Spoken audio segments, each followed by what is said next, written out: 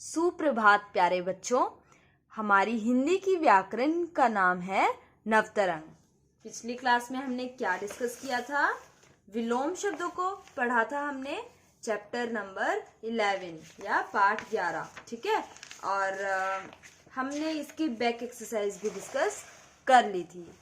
मुझे उम्मीद है कि आपने उसे अपनी नोटबुक में सुंदर हैंडराइटिंग में लिखा भी होगा और साथ में याद भी किया होगा। अब हम आगे चलते हैं। अगला पाठ है पाठ नंबर 12, पाठ संख्या 12। अनेक शब्दों के लिए एक शब्द, अनेक शब्दों के लिए एक शब्द, ठीक है। हमने पहले पर्यायवाची पढ़े थे। पर्यायवाची में क्या था? एक शब्द था और उसके लिए दूसरा शब्द भी था। जैसे कि पुष्प के लिए हमने फूल बोल दिया, ठीक है। तो ये दो शब्द हैं जिनका मतलब एक ही निकल रहा है। यहाँ पे क्या है? कुछ शब्द जुड़ के एक की तरफ इशारा कर रहे हैं, ठीक है। अनेक शब्दों के लिए एक शब्द का क्या मतलब है कि कुछ शब्द, अनेक शब्द हैं, कुछ शब्दों का समूह है जो कि जिसका क्या अर्थ निकलेगा? एक शब्द, जिसका एक स्पेसिफिक वर्ड बनेगा आंसर, ठीक है ना। मतलब कि कुछ शब्दों का समूह जो किसी एक के बारे में बताएं, उसको हम बोलेंगे अनेक शब्दों के लिए एक शब्द। इंग्लिश में क्या बोलते हैं? One word substitute. मतलब कि सब्स्टिट्यूट होता है कि किसी के स्थान पे जब हम कोई और चीज यूज करते हैं, और वन वर्ड यानी कि कुछ वर्ड थे, उन सबको बोलने की जगह हमने उनका सब्स्टिट्यूट क्या करा? उनके स्थान पे क्या किया? एक ही शब्द बोल दिया, ठीक है। तो आई होप आपको क्लियर होगा कि अनेक शब्दों के लिए एक शब्द का क्या अर्थ है। जैसे कि कुछ शब्द दिए हुए हैं, ठीक है, और उनके लिए मैंने वो सारे एक पूरा सेंटेंस ना बोल के सिर्फ एक वर्ड बोल दिया, तो वो क्या हो जाएगा? अनेक शब्दों के लिए एक शब्द, ठीक है। तो चलते हैं पाठ की तरफ। चित्रों को देखिए और उनके नीचे दिए गए वाक्यों को पढ़िए। मिट्टी के बर्तन बनाने वाला, तो मिट्टी के बर्तन वाले बनाने वाले को हम क्या बोलेंगे? आप सबको पता होगा, क्या बोलते हैं? हम कुम्हार बोलेंगे।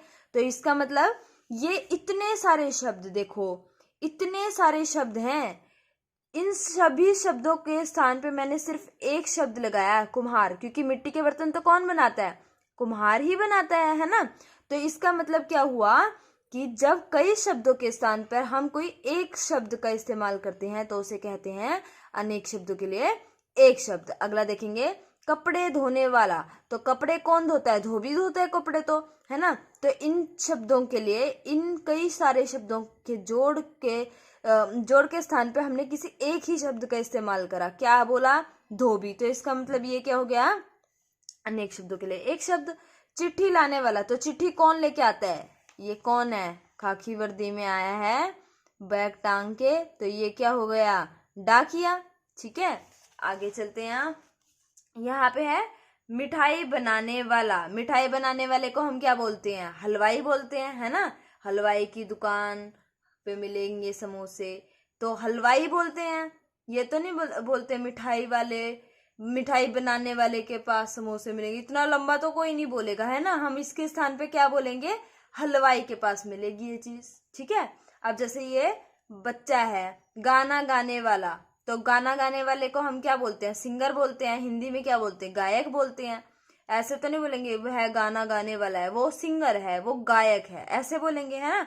तो यानी कि कई शब्दों के लिए हमने, ताकि इतना लंबा हमें वाक्य ना बोलना पड़े, उसकी जगह हमने सिर्फ एक वर्ड बोल दिया गायक, और उसका भी वही मतलब निकल रहा है जो इतने लंबे वाक्य का निकल रहा है। इसीलिए हमने सोचा इतने लंबे शब्दों को ना बोल के हम इनके एक छोटे रूप के नाम से इन्हें जान सकते हैं। तो इसीलिए इनको हमने बोला अनेक शब्दों के लिए एक शब्द। आगे है चित्र बनाने वाला। चित्र कौन बनाता है? चित्रकार बनाता है ना। चित्र बनाने वाला क्या हो जाएगा? चित्रकार, ठीक है। तो ये हुए कुछ एग्जाम्पल। आगे चलते हैं। ऊपर दिए गए प्रत्येक चित्र के लिए कई कई शब्दों का प्रयोग किया गया है। तो ये क्या है? जितने भी सेंटेंस हम देखेंगे ऊपर, सब में क्या है? एक एक शब्द के लिए हमने कई कई शब्दों का इस्तेमाल किया है, कई शब्दों के समूह का इस्तेमाल किया है, जिससे कि हम किसी एक चीज के बारे में बात कर रहे हैं। इसके लिए हम एक शब्द का प्रयोग भी कर सकते हैं। देखो अब वही बात आ गई। तो इनके लिए हम किसी एक शब्द का प्रयोग कर सकते हैं। वो कौन सा होगा? देखते हैं। पहला, मिट्टी के बर्तन बनाने वाला। अच्छा, तो वही था ये हुआ कुम्हार, हम ऑलरेडी डिस्कस कर चुके हैं। उसके बाद कपड़े धोने वाला, तो कपड़े धोने वाला क्या कहलाएगा? धोबी।